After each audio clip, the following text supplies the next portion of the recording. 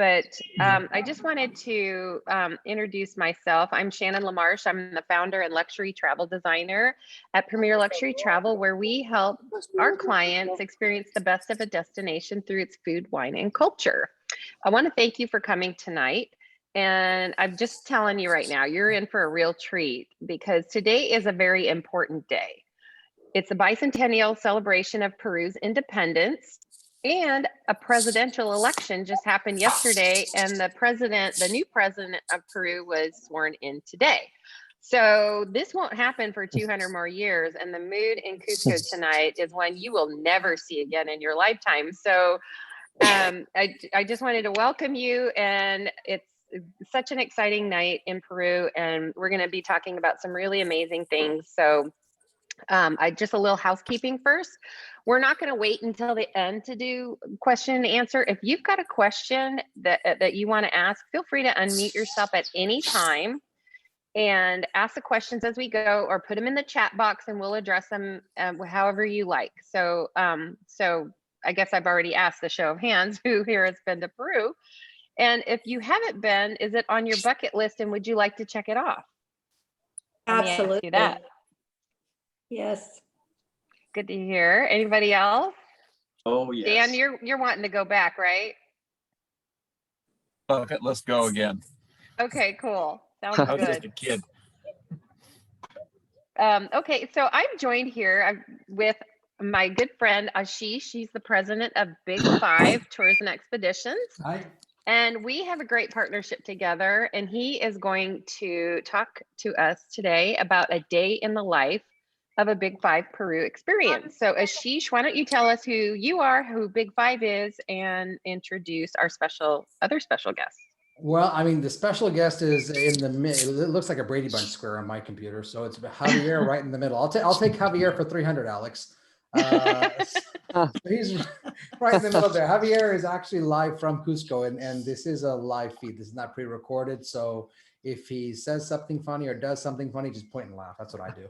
That's basically there. And and so I am the president of Big Five. My father started this company. This is almost 48 years now ago that was started. So we've been in Peru since 1989, and it's a place that I've just fallen in love with. I was just there, as a matter of fact, in May, and I was with Javier. We went all over, and really, it's to just as Shannon was saying, we want to show you Peru beyond Machu Picchu. So I put this picture up. You look at it right now because this is Javier's office. His office. I'm jealous. Yeah, I'm totally jealous.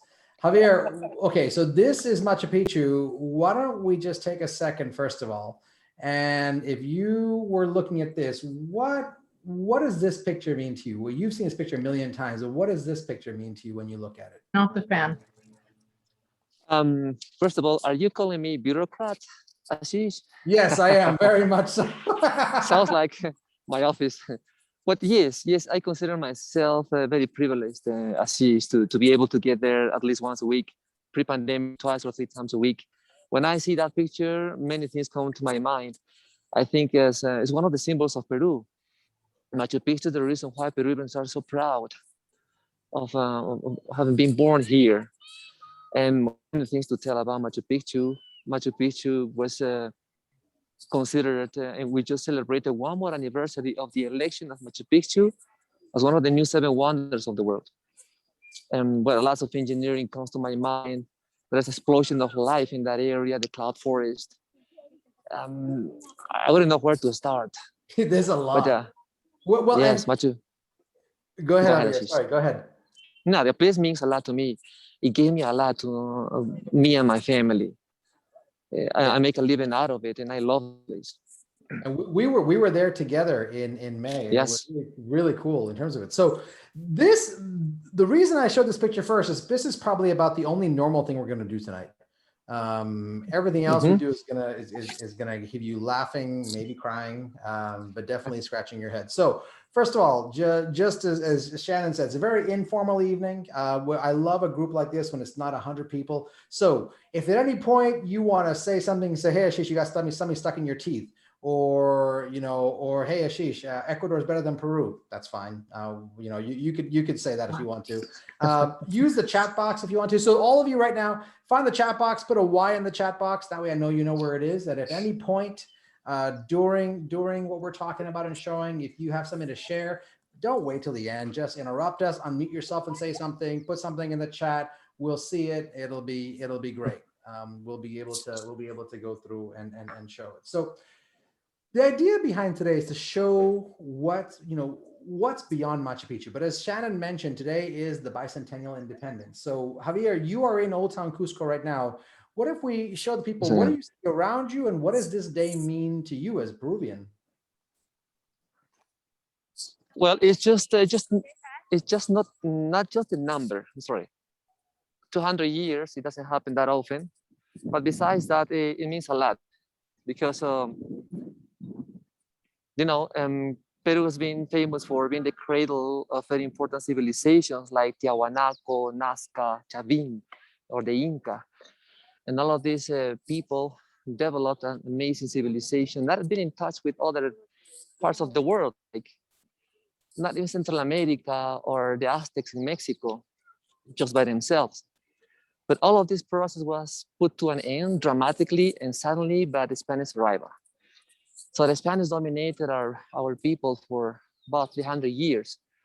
Difficult times for us, unspeakable things were done to our people, to our culture.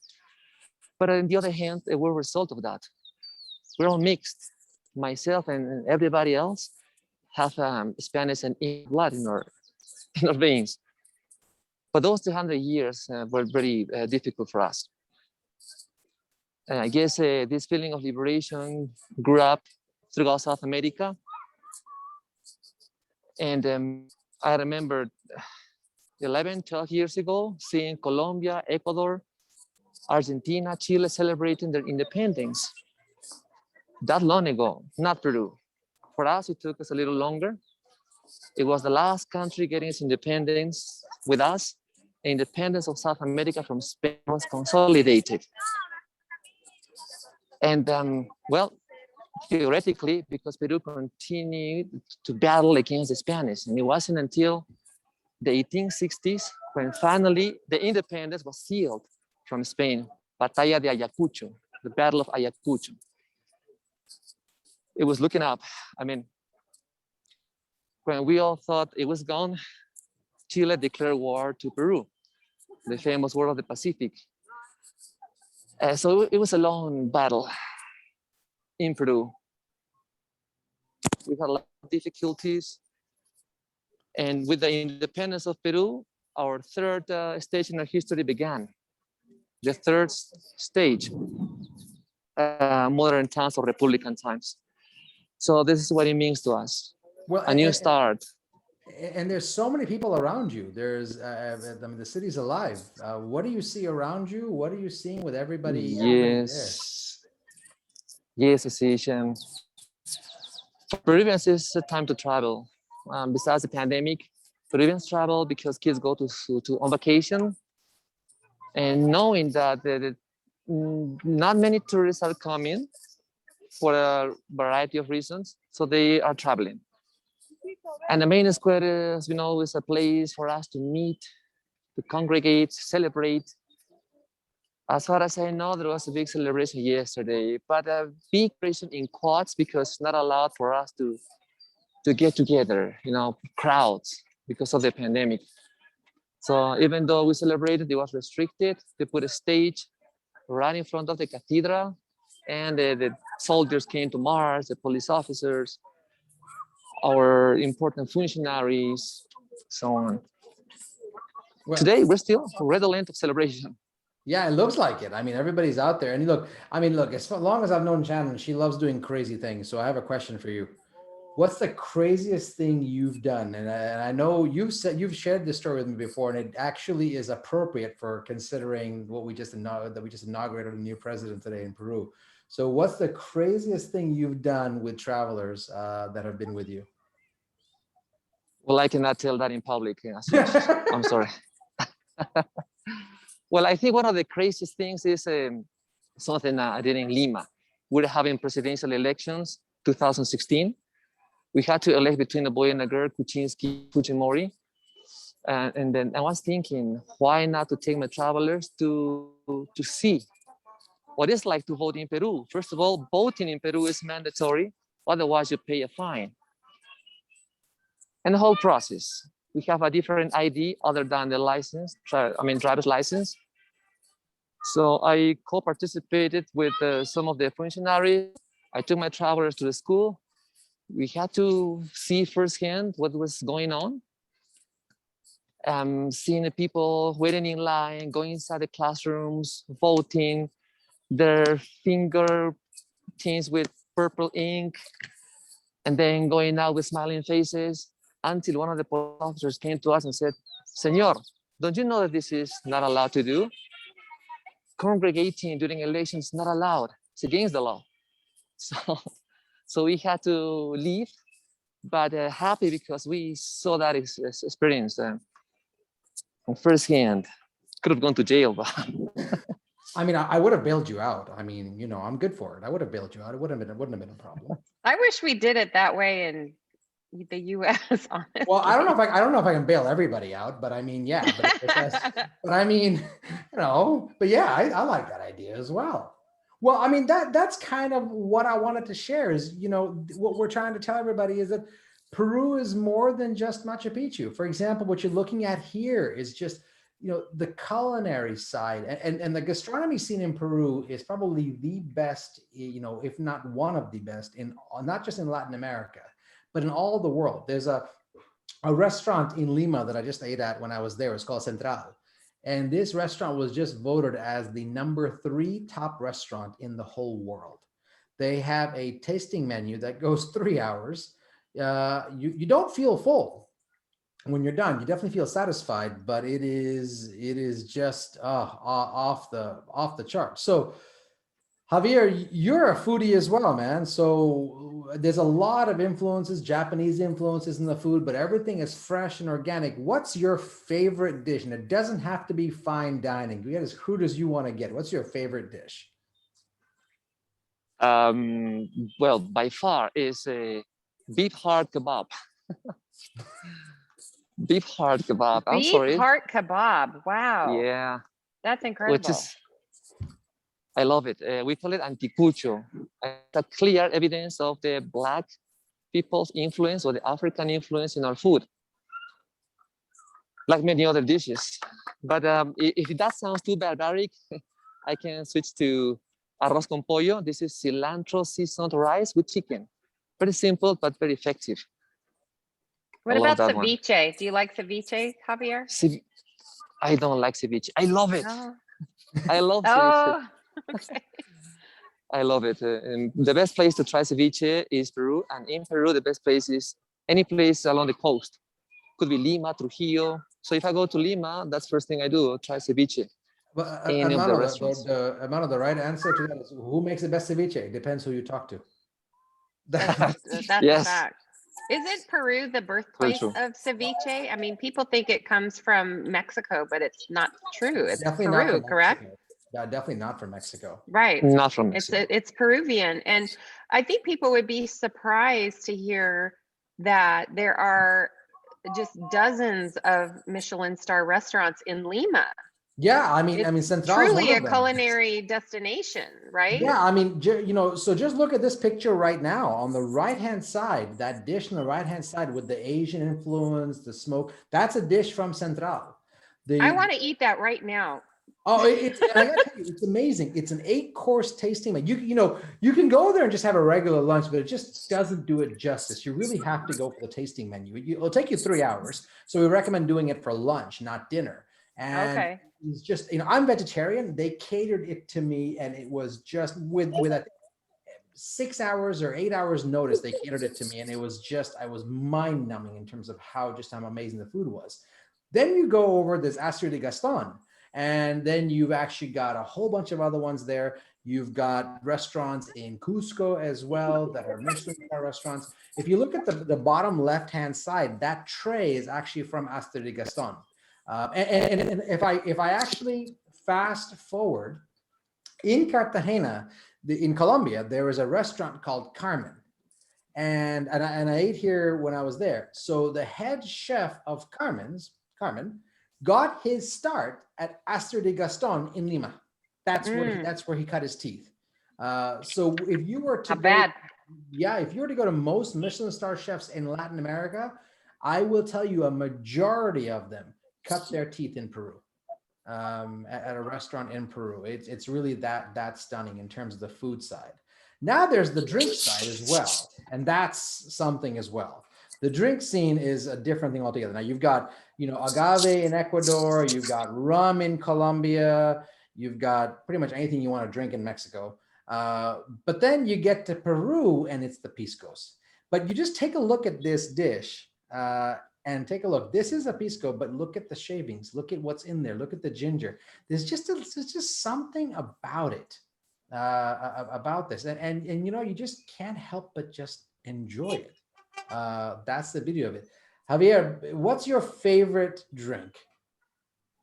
My favorite drink? Definitely a Peruvian drink. It's a cocktail. We call it chilcano.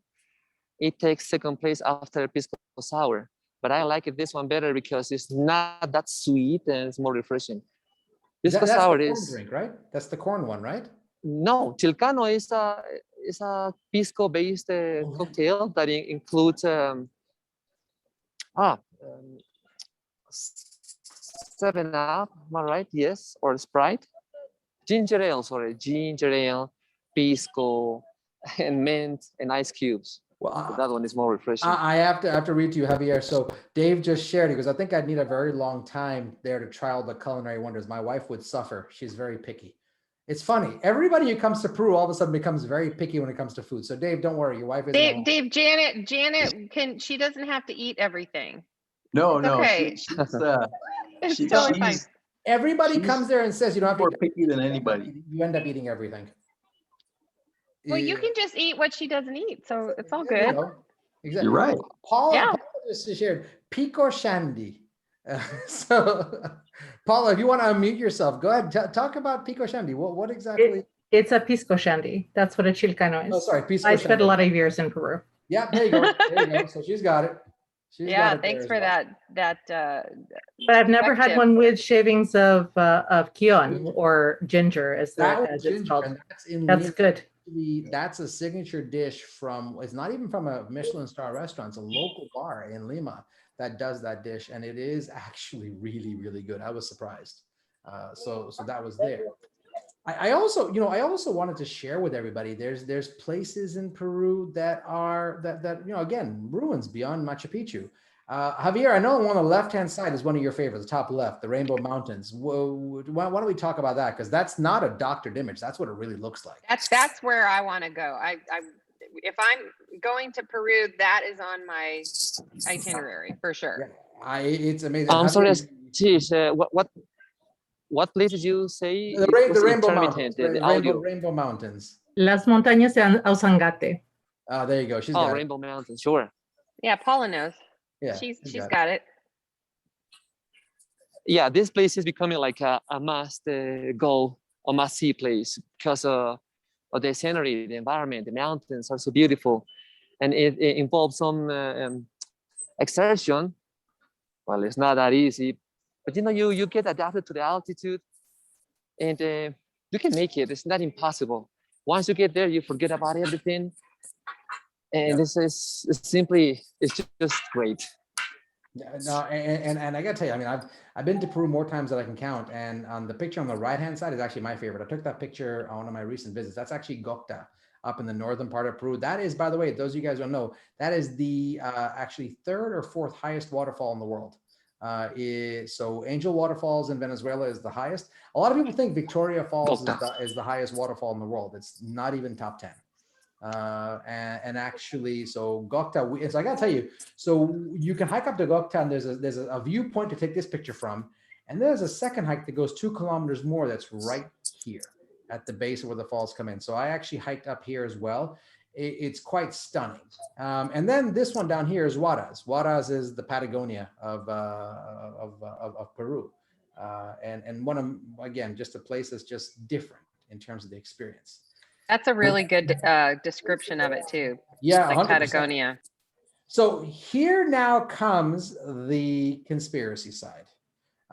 So this is where we play the X-Files music and have the conspiracy side of this. So, and Javier is walking, he's walking up some steps, and you probably hear him huffing and puffing a little bit because of the altitude as he's there. But the guy's an Iron Man. Not really. Not really. So, the pictures in the top left and the left and the top one here, those are actually taken from Trujillo. Those are taken from near Chiclayo, northern Peru. But the picture on the right-hand side, that's one to pay attention to. That's in Arequipa. That's the Silar in Arequipa. Now, the Field Museum in Chicago actually floated a theory. And it's an amazing theory. It actually, when you walk in, anybody in this call been to the Field Museum of Natural History in Chicago? Okay, I know, Shannon, you've been. You remember the mummies room when you Yes. Okay. Oh, I was a kid. It scared the crap out of me. All right, you have to go back. So I took my family there. So in the mummies room, they actually have the mummies, catacombs, and mummified remains from the Peruvian Chacha Empire. And then next to it, they have Roman catacombs from the Egyptian Empire. That Egypt, Jordan by extension, but the Roman Empire when it was controlling that, when it was there. And the theory they were floating is that the catacombs that the Romans were doing in Egypt look nothing like the mummification process that was happening before them. It looks almost identical to the catacomb process in Peru. And the theory they're floating is that the Chacha Empire in Peru actually taught the Romans how to mummify and not the Egyptians. And obviously now they have to prove geographically how that is. So I'm going to come back to that point in a second because I want to show you something else.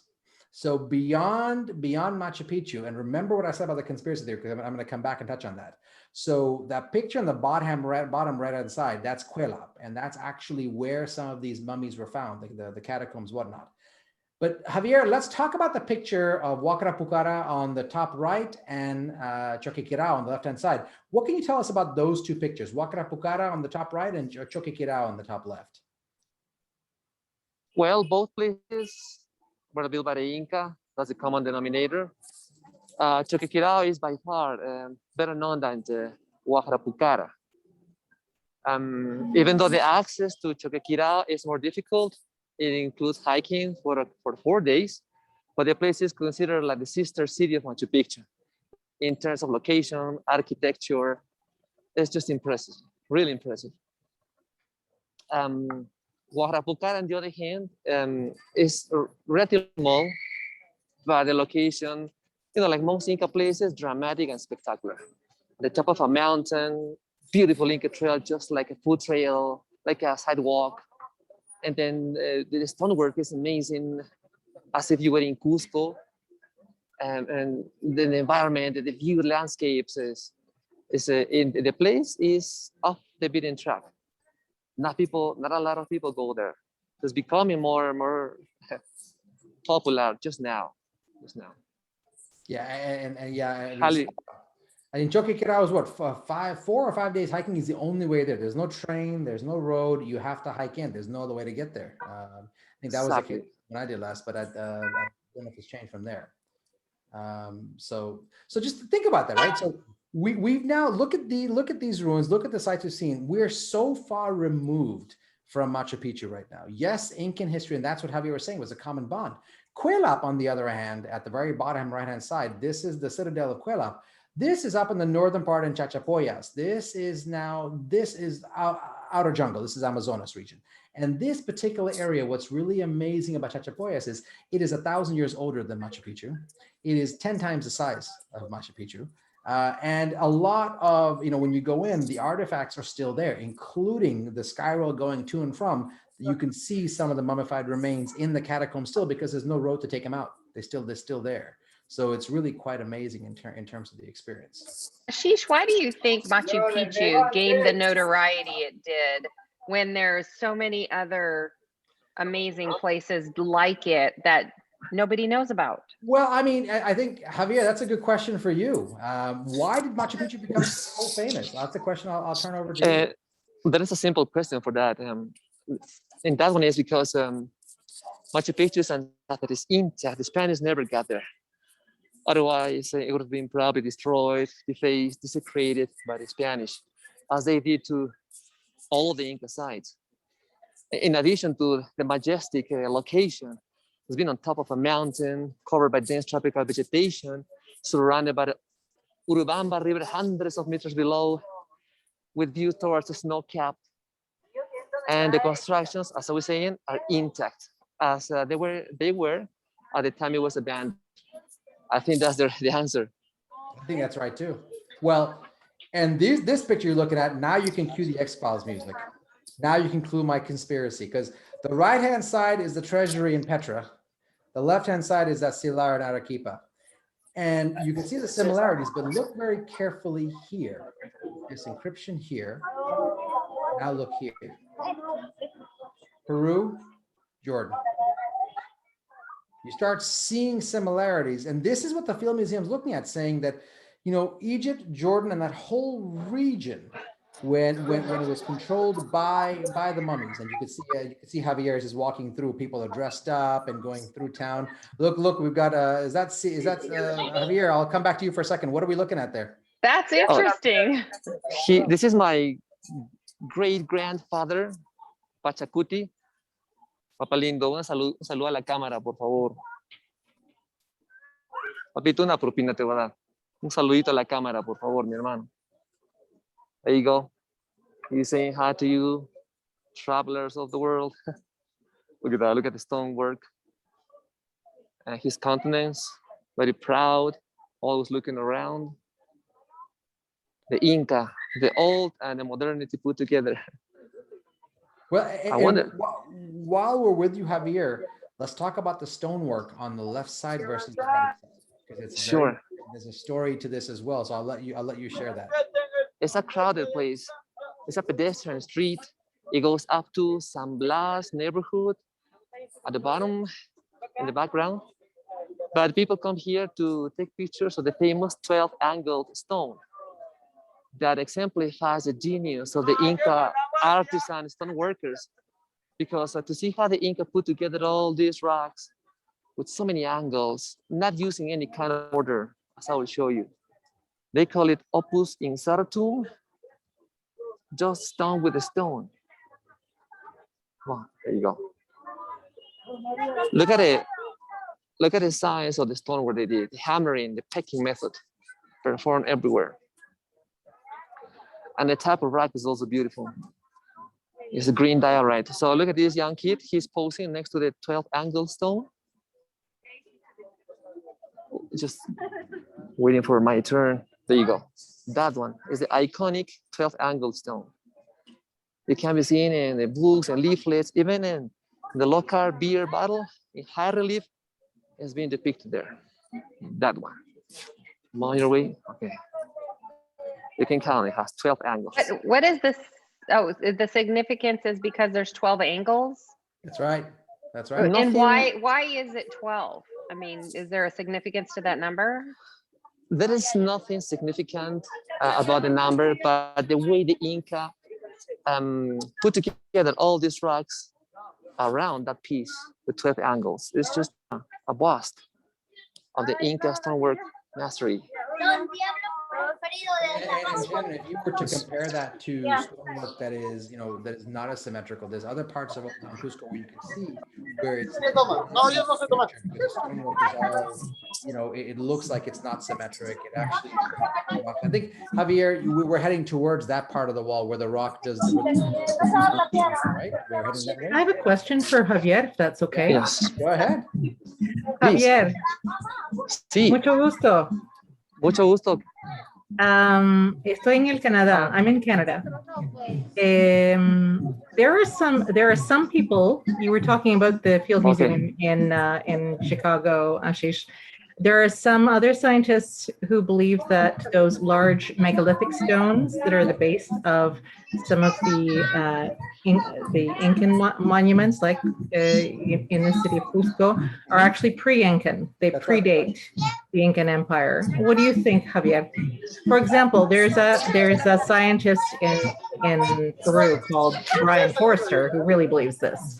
And he makes links with other megalithic sites across the world, including pre-Incan sites in Cusco, like Pumapunco, and of course, you know, this particular stone and other large stones that are difficult to move and hard to figure out how they were placed there compared to other Incan structures in the same city. So what do you think, Javier? Right. I think you're talking about places like Sacsayhuama, built with hollow-sized rocks. Or Pumapunku, for example, as well. Yeah. Yes. According to history, when there were two civilizations previous to the Inca, one of them named Huari, based in the central part of Peru, and the other one near Bolivia, named Tiahuanaco. When these two cultures collapsed, apparently due to a drastic weather change, the vacuum was filled by the Inca. But the Inca were able to gather the information and knowledge from these preceding civilizations. So they learned, for example, from the Huari about aqueducts, the hydraulic management. From the Huari, from Tiahuanaco, they learned the architectural techniques, how to move and how to handle these cyclopean rocks, megalithic constructions with big rocks. I think that's the connection. If Sacsayhuama was pre-Inca, likely not. Archaeologists and academics established that it was done by the Inca, at least during Incan times. Yeah, and you know, this is actually Paula. This is actually there are different theories. I was wondering what Javier's opinion was. Well, and Javier's background is archaeology as well, as a matter of fact. His Anthropology as well. And that's why it was good. It's good you asked that, just because I've heard that same study. We were actually up, as a matter of fact, actually a friend of mine who's a leading archaeologist there, and doing excavation, they floated the same theory that these structures all look pre-Incan just because of the fact of they look at the stonework. They look specifically at the symmetry of the stonework versus the non-symmetry of the stonework and said the same thing. I was in Ecuador in September, and when you actually go into some parts of Ecuador, they start showing you specifically within Cotopaxi National Park, the same theory is there as well. Within Cotopaxi National Park, the same theory is floating there as well, saying, well, this is pre-Incan structure, but they're starting to be able to tell where the Incas started coming in. In fact, it's actually, if you were to research this as well, within Chile, the very northern part of Chile in the Altiplano, this is how they were finding out how far the Incas. Same thing in Colombia, going up towards that part, specifically looking at the inlay of stonework and using that as a basis for where they thought that the Incas or the Incas or even the pre-Incas would have reached. And they're saying that even the pre-Incas reached at some points in other parts of Colombia, other parts of Chile as well, beyond the borders that we know the Incan Empire reached. So if it's the article I'm thinking about, the study I'm thinking about, I think we might have read the same thing. And Paula, my wife is Canadian too. Where in Canada are you? A couple hours outside of Toronto. What city? London. Okay, my wife's from Peterborough. Well, that's good. So we know the area. My sister-in-law's in Guelph right now. Okay.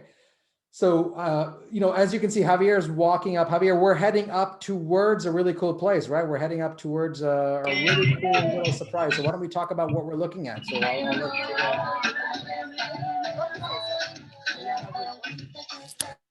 Sorry. I think he's probably having a hard time hearing us. Yeah, Javier, can you hear me? Quite festive. Yes, there's loud music in this place. People are celebrating. Yes. If you want to talk about where we're heading, talk about where we're heading and how, because we're in the walled city. We're heading up now.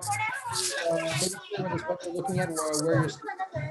Yes, we're going to this popular neighborhood in Cusco called San Blas, known as the Artisans District, where we found this beautiful bar overlooking the city called Limbus. Not too far, it's a 10-minute walk, although uphill. Okay, so I'm gonna let him catch his breath while he goes uphill. So while he climbs those stairs, I won't torture him too badly because he's got to climb those steps in front of him. So this place is heading to Limbus. You know, here Javier go here all the time. It's an amazing place. I was there with him in May, and the view is just stunning. But as he's going through, you can see now going through his narrow lanes, just the fact that, again, people are out. You could see that people are there. Let's just talk about the elephant in the room quickly and talk about what it takes to enter Peru, just so you guys have it. So it's a PCR test within 72 hours of arrival into Peru. They used to have the requirement for face shields when you're on planes. They've lifted that. They used to have the requirement for an antigen test on arrival. They've lifted that as well. And like other countries, they're heading towards, if you're fully vaccinated, come on in, no testing required. But that's essentially it. So there's precautions there. Vaccinations is starting to really take hold in Peru. They're using Pfizer primarily, but that's the main part there. I think Javier is running too. You can see he's actually booking it up this hill. So he's going up, and as he's going up, it just you can see some of the doors and whatnot around. Let's talk for a second just about Peru, and I want to come back to Paula's point because it was spot on. I have to tell you, we've done this, I think, Lee, for 15 months we've done these. You are the first one to make that observation, and I'm so glad you did, about the stones, because it has not come up on other calls. And that's actually kind of when I was asking Javier about the stones, I was kind of hoping that we would go there. And we normally would, except there's a lot of people on the walls today. But what you brought up, the theory is spot on, because there are two ways that they actually trace the empire. One was the way that you talked about with the stones. There is another way, and this was actually just mentioned, and I believe it was in the Wall Street Journal that talked about this, but then obviously talked about it more. It's potatoes. There are 4,000 types of potatoes in Peru. Not all 4,000 came from Peru. So they are using. I was thinking it was 3,500. Now you're telling me there's 4. My mind is blown. 4,000. You should see some of these potatoes. There's, I think, Javier, just while you're running, how many different variations of corn do you have in Peru? Just as a sidebar. Yeah, in accordance to one of the experts, this is 3 years ago, in the first International Potato Congress in Cusco, is at least 3,500. There you go. At least. He's huffing and puffing. And how many types of chocolate? Let's talk about chocolate. Oh, cacao? That's even more. Depends who you talk to. There we go again. Depends who you talk to. Well, I think this is. Yeah, I've heard once that. Go ahead, Javier. Go ahead. Do you want to take a breath? Let's see. I think he's almost there. Yes, as a matter of fact. Yes, I'm almost there. I'm having some kind of issues with my phone, and so yeah, I'm having troubles hearing you. Yeah. Everything comes and goes. Well, that's okay. Well, I don't know if you heard Shannon was talking about chocolate. So maybe it's the signal. How many types of cacao nibs are in Peru? There are dozens. Not having the exact number right now about the variety of chocolate we have. I mean, cocoa. Well, I'm gonna let him catch his. I'm gonna let him catch his breath again. I'm gonna let him catch it because he's got to go. Yeah, look at this street. He's got to go up these steps now, so we're gonna torture him a little bit more. And the Andes, up or down. Yeah, he's almost there. Well, take a look as he's going up. You see, for example, look left and right. Look at the wall on the left, look at the wall on the right, and you'll see distinct differences in terms of that. And when we go up to where we're going, you'll get a better view of the city. The reason Javier is running up is we want to get you to a certain spot by sunset, because the sunset is just absolutely stunning. Javier, I'll let you keep running those steps. I'll let you keep running up those. I'm an angel. Go ahead. Javier, I'm glad you started in the town square, but I'm really sad for your heart and your lungs that you didn't start at the Limbus bar. Don't worry, the pisco sour he's about to drink is going to make it all okay, so don't worry. Yeah, that's a fact. Hey, so while he's huffing and puffing, that just kind of brings to mind the altitude issue. Ashish, can you kind of give us a rundown of what is a day in the life of a trip with Big Five to Peru? Where do you start? What's the strategy with the whole altitude issue, etc.? Yeah, let's talk about it. Look, so to do it properly, you need to have at least 7 to 8 nights to do it properly as a minimum. So here's the one thing with altitude: water, water, water, water. You got to drink plenty of water, and the first signs of altitude sickness, you got to cut off the caffeine and cut off the alcohol. I know it's difficult to do, but that's the main thing. So whatever amount of water you drink, double it when you get to altitude. So here's how it starts out. When you first come into Peru, everybody arrives in Lima. Some people try to connect to Cusco. I don't recommend that. I actually would say come into Lima, spend the night in Lima. Even two in Lima would be ideal, because then you get into the culinary scene the second day. Whether it's a foodie tour going through Barranco, whether it's a tasting menu at Central, whether it's dinner at de Gaston, there's so many different things that one could do in Lima. And it's all revolving around the gastronomy scene. So it's not just the La Correra Museum. We want to go beyond that into showing you the living history of the city. Now, from there, you fly into Cusco, and now some people will start in Cusco, but Cusco's altitude is almost 13,000 feet, which is why you hear Javier huffing and puffing. So we actually fly you into Cusco and take you straight to the Sacred Valley. When you get to the Sacred Valley, here you're lower altitude slightly, still have an issue, but you're lower. It's easier to acclimate. You're actually in more lush greenery. It's an open basin. The air is clear.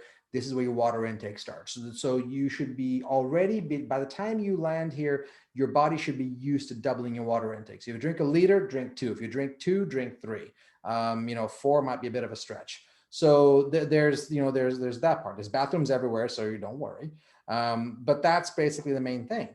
Then we go to Machu Picchu. Machu Picchu will be lower altitude. So you come to Sacred Valley for 2 nights. Some people spend 3, but 2 is good. Then you come to Machu Picchu either as a day trip or for 1 night. 1 night's really good. You can come there, you get to see Machu Picchu in the afternoon. And then the next morning, you get to go up and hike up Huayna Picchu, which is that tall part behind the citadel that you can go to. Then you take the train back to Cusco.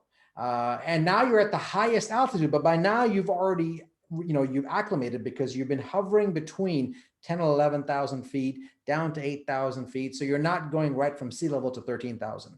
So now you've acclimated. Your body is adjusted to the water. Your body is adjusted to altitude. Now you get to Cusco, and we slow down the touring in Cusco. We use half days, not full days. And now you're actually able to really get into Cusco as well without having to worry about the altitude.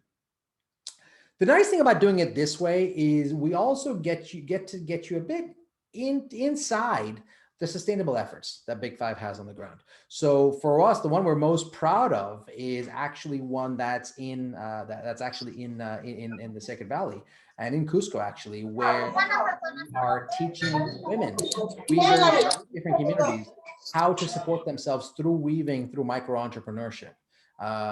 Being able to teach them. And the way this works is teaching them how to speak, read, and write English.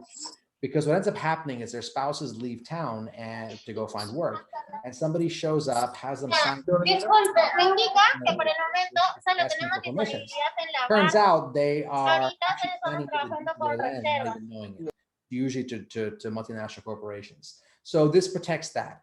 The other one is up in the northern part of Peru in Huancavelica. This is a very poor part of Peru, but this is where we get involved with actually, getting into education for kids to be able to get them out of poverty through education. So that comes in there as well. So if we use that routing, so if you have 2 nights in Cusco, now you come back to Lima, and now you have a couple of options. You can come back to Lima and then fly home that night, or you can fly up to Iquitos, and go to Chiclayo, the Iescas Reserve, or you can go into head towards into Chachapoyas and get into the ruins there. So there's many different elements there, but the key thing is water. People is drinking plenty of it. You acclimate to it, then getting to places like Lake Titicaca, which is 15,000 feet, are not so much of an issue, because now you've already been able to acclimate at Cusco. Now you're going up a little 2,000 feet. So it's moderating yourself at the same altitude or similar altitudes over a consistent number of days. That's really the key that's there. The other thing that's also very important about Peru is just how the guiding works, right? So you have somebody like Luis, for example, in Lima. But then when you get to Cusco, Javier is with you the whole way. Javier is with you in Cusco. He's with you in Machu Picchu, in Sacred Valley. So it's one guide, Javier, all the way through. So being able to tie some of the things that we've just talked about here, being able to tie together, okay, this is what you're seeing in Cusco, what you're seeing in the Sacred Valley, what you're seeing in Machu Picchu. These are your tying it versus having different guides in each place that are starting to explain the history all over again. Rather this way, it becomes a continuation. It becomes where you're building on that initial theory. So if, for example, if you had, picked out those stones on that cobbleway, the way Paula did, you would have then gone to Machu Picchu, and basically there, Javier would have tied in for you, say, okay, let's come into the stonework here within the citadel itself, away from Huayna Picchu, and let's take a look here specifically. Here's what this looks like.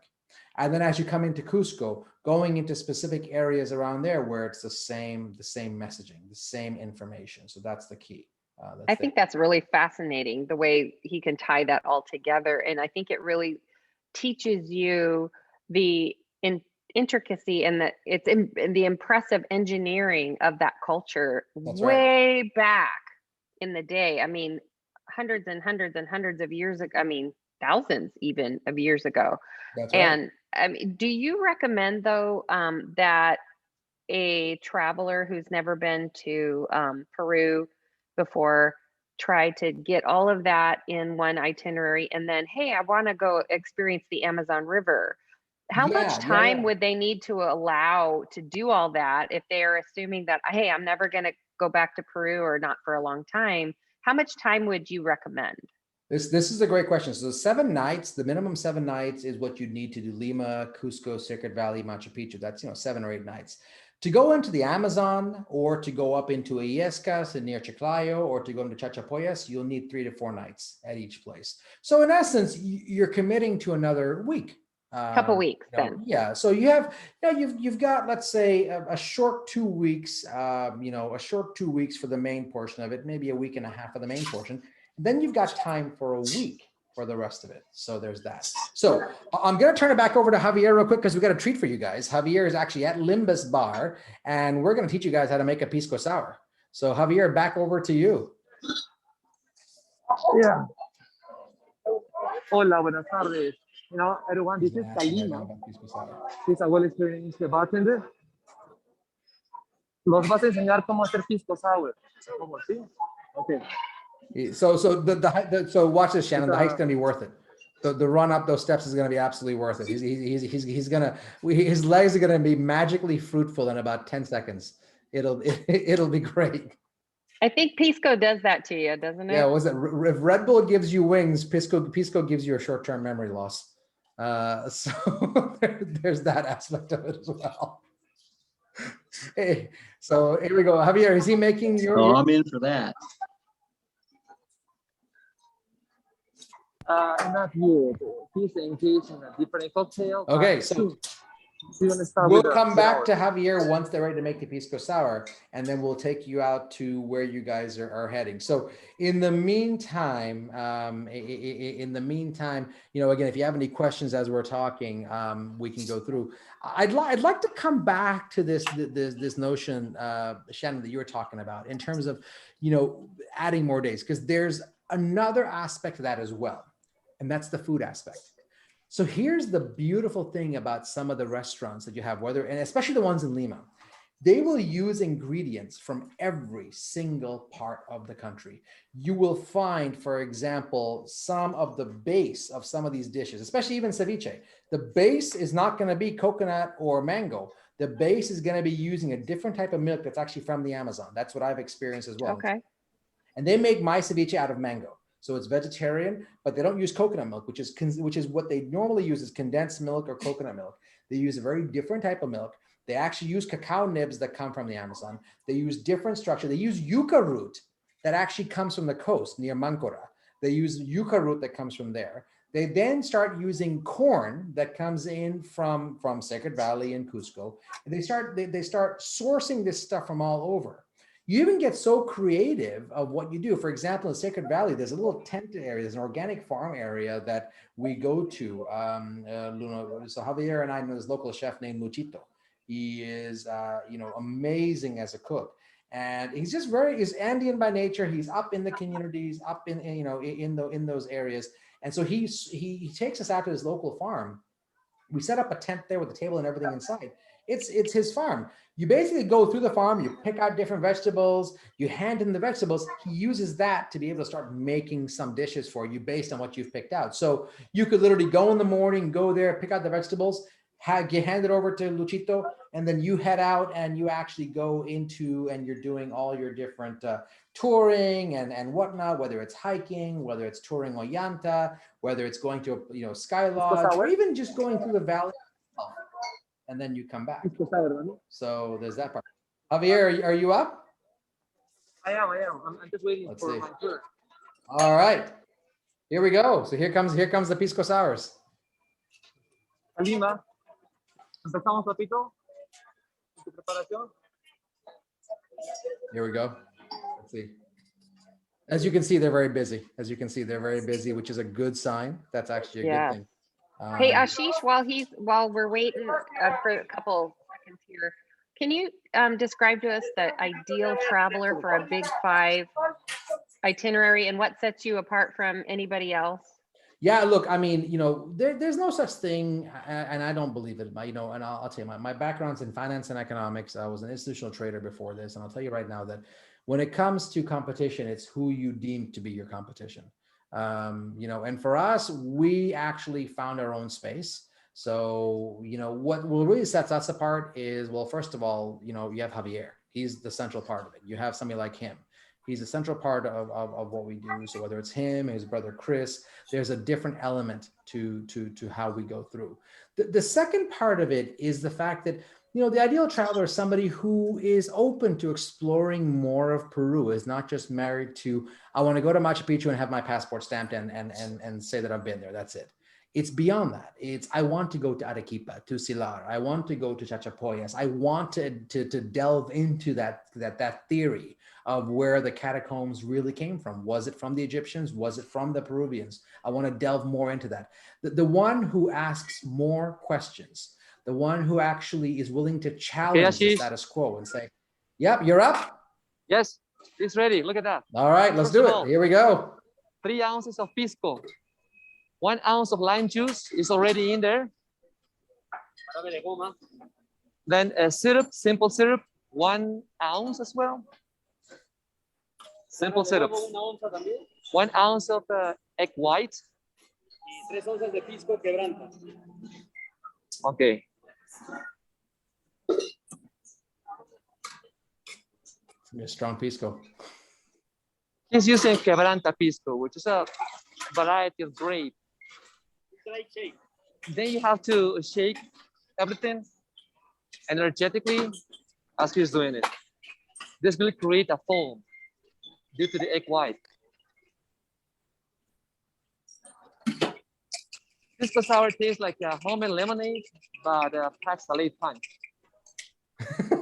Homemade lemonade, okay. 2 pisco sours, you'll be zigzag. But absolutely delicious. There you go, he's shaking it again. I think he's making a double for you, Javier.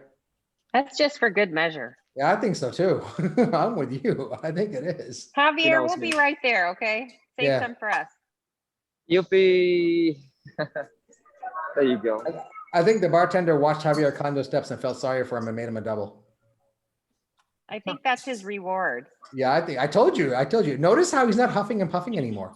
All of a sudden, he's perfectly fine. He's not huffing and puffing at all anymore. I had to wait 200 years for this. This is your bicentennial pisco sour. There you go.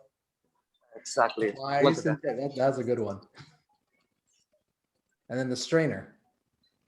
Oh, okay. The strainer, that's a really important detail, I think. Javier, why the strainer? I got to ask, why the strainer? Let me ask Papito, ¿por qué lo filtras? ¿Por qué lo...? Le hago un doble filtro porque cuando bato, ¿Ya? el hielo se destroza y quedan partículas. Entonces, si yo no le hago ese filtro, se van a sentar y cuando usted tome va a sentir el hielo pequeño. It's just to get rid of the ice particles, little fragments of the ice. Some people do it, some others do not. And on top, he's putting some Angostura bitters, just a few drops. Okay, Angostura. Okay. Pisco sour, papito, gracias, lo máximo. He's the man. Look at that. Let's show everybody the drink, Javier. Okay. Sure, just you bring the On your camera down and behalf. show the drink. Let's see if we can do that. In You Mexico, turned we your used to camera around say, for us? yeah. So what was the question?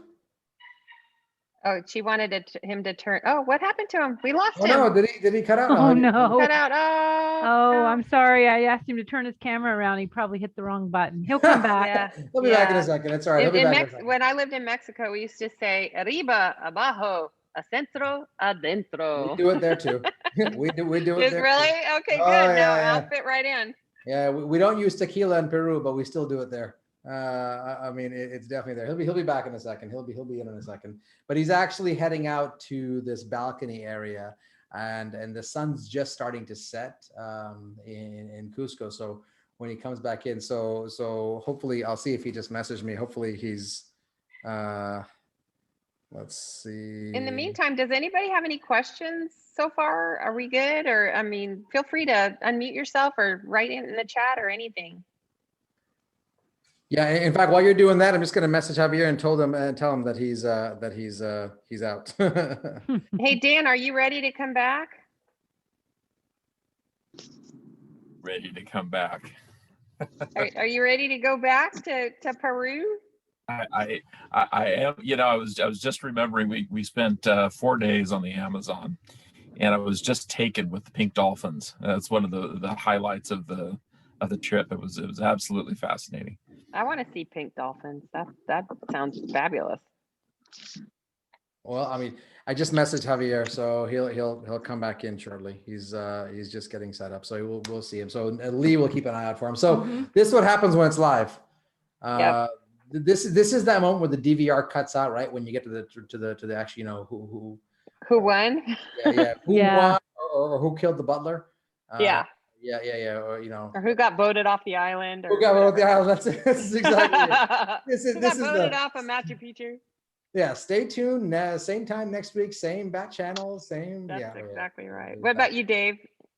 How long does it take to travel from the West Coast down to Lima?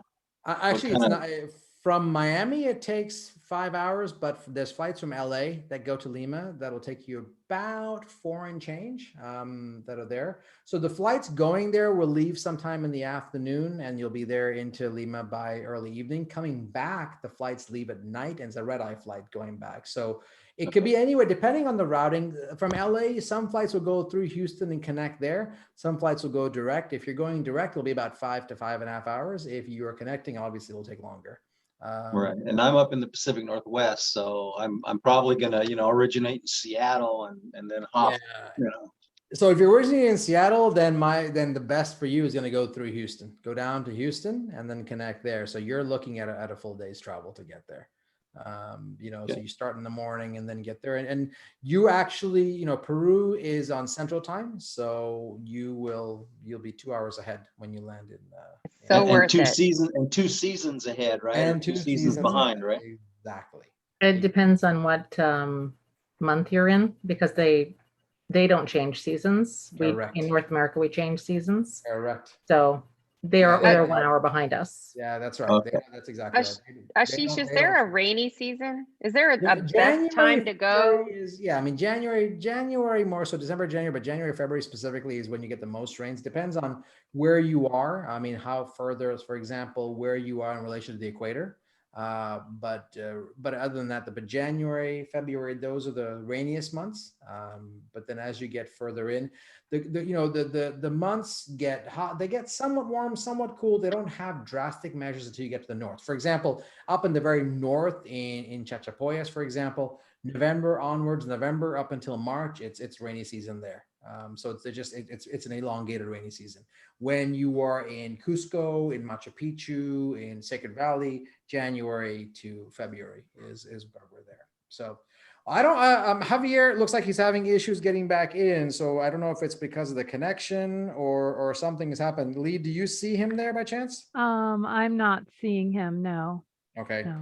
So I know we're at the top of the hour. Maybe what we'll do is send you some pictures if we don't get him back on, so we can respect everybody's time, but hopefully we'll get him back on the next 30 seconds or so. Yeah, if we don't, yeah, we'll hold on for a minute or two. Yeah, See if we can get him back, because that sunset is just spectacular. But I want to respect everybody's time. So if we can't get him back on in that next couple of minutes, Ashish or Lee or We'll get Carol, pictures you guys for you. can send us some pictures. I'm going to send out a link to this recording. So if you wanted to watch it again or show it to your friends, or honestly, I want to create a group and take a group with me. And I would love for Big Five to show us the best of Peru.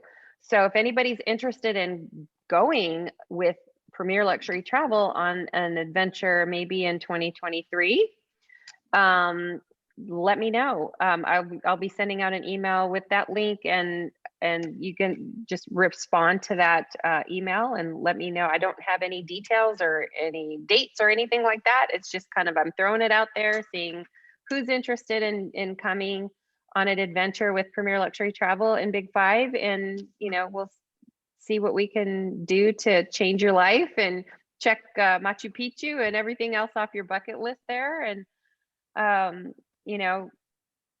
just we'd love to have you. And I think it's a great adventure that will definitely change you as a person and Absolutely right. Absolutely create lifetime memories, I think. Well, Javier actually looks like he's offline, so something has happened with his phone. He looks like. Can I have sorry, do you mind if I ask a question? Yes, of course. Sure, go ahead. So for the tour that you offer that includes the north of Peru, what other parts do you go to apart from Huancavelica and Chachapoyas? Well, I mean, so, for example, I was just up at Illescas in May. That's become my new favorite part of Peru because nobody's been up there. Sorry, where did you go? Illescas. Illescas is a private reserve. It's actually 3 hours outside of Chiclayo. Okay. 900 miles off the coast of the Galapagos Islands. Mm-hmm. There's only one hotel there with 4 rooms, and it's a very basic hotel at that. Okay, that's within Peruvian borders, or is that on? Yeah, it's within Peruvian borders, right at the very, Okay. right at the very edge of the border. It's within Peruvian borders, and actually, it is a place that a lot of people don't know. It is where the blue-footed boobies and the sea lions in the Galapagos migrate to 3 times a year.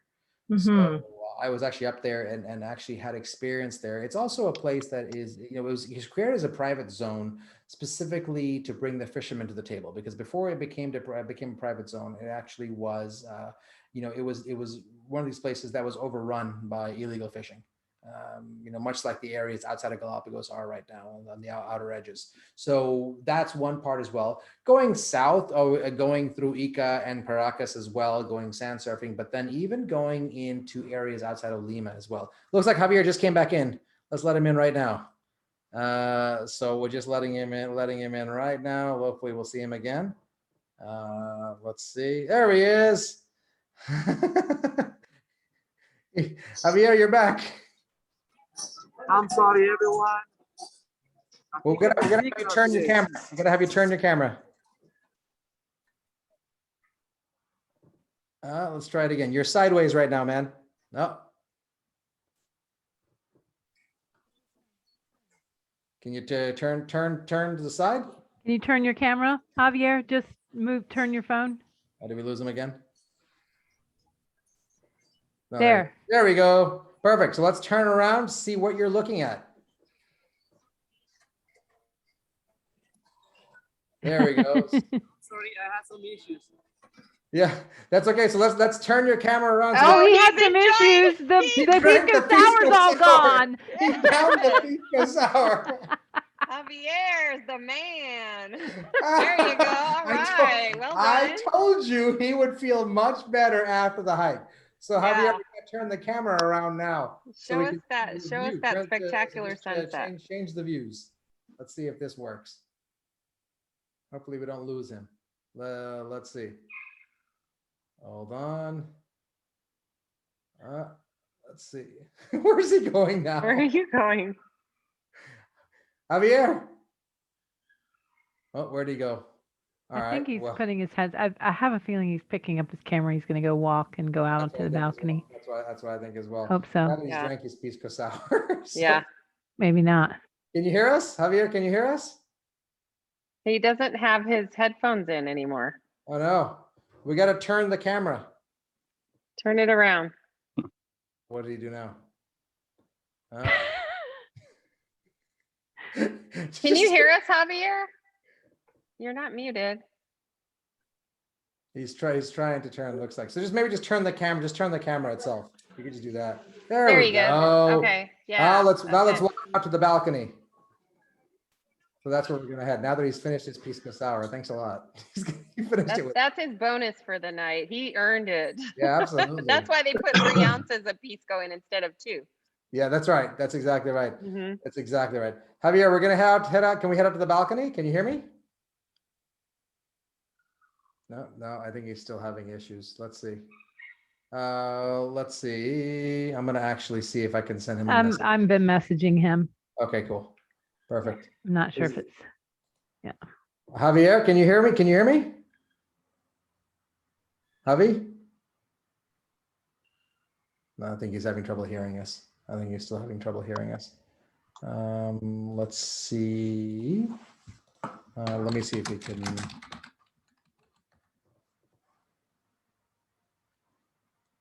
Let's see. All right. Well, let's see. Where is he right now? So, all right. Well, you've had the pisco sour. Well, we were hoping you'd be able to see the pisco sour, but we got to see him finish it. So Yeah. there's that. So I think maybe what we'll do, just because I think he's having issues with the camera, maybe Shannon, if it's all right with you, we'll just cut the stream here. If it's- Yeah. Yeah. okay. That's fine. That's fine. I just wanted to thank everybody for coming. And if you have any questions at all, please feel free to reach out to Shannon at premierluxurytravel.com. That's PREMIERE luxurytravel.com. And my name is SHANNON at premierluxurytravel.com. And I'm happy to answer any questions you have. If I don't know the answer, of course, I know the experts that can help guide us to the right answer. And oh, there we There's go. the view. There's And the view. There's your view from Limbascar. That's Old Town Fantastic. Cusco. So no trip to Cusco would be complete without a trip to Nimbus Bar and a nice pisco sour and a view of the sunset like that. I mean, what could be better than that? Absolutely. So if I'm anybody adding that has, to my bucket list. there you go. Yeah, There you go. good. Do you think you could talk Janet into going? Oh, I'm pretty sure I could. Okay. Well, you guys should join me when I come. I will put together a whole group trip and it'll be fun. Absolutely. Just, keep us posted, keep me posted, and Yep. we'll definitely be interested. Okay, awesome. Awesome. Well, I really appreciate everyone's time. You'll get a link to the recording when it's ready. I'll send everybody an email with the link and a follow-up, and reach out to me. And I would love to help you with your bucket list drink trips. Well, and special thanks to you, Shannon, for putting this together, and to Javier as well. Now that he's enjoying his pisco sour, I got to make sure he can walk home. There you go. There you go. And my thanks to Ashish and Lee and Carol from Big Five, and Javier, of course, for making this memorable Zoom event happen. And I know y'all are probably zoomed out already, but I just think travel really changes the person. And I'm so happy that travel is coming back. And Delta variant, be damned. We're all going to get out in the world and experience life. So ciao for now, and adios. Hasta luego, Javier. Thanks, Shannon. Thanks, Ashish. Thanks, Javier. Thanks, Pleasure. everyone. Take care, everybody. Hasta luego. Hasta luego. Hasta luego.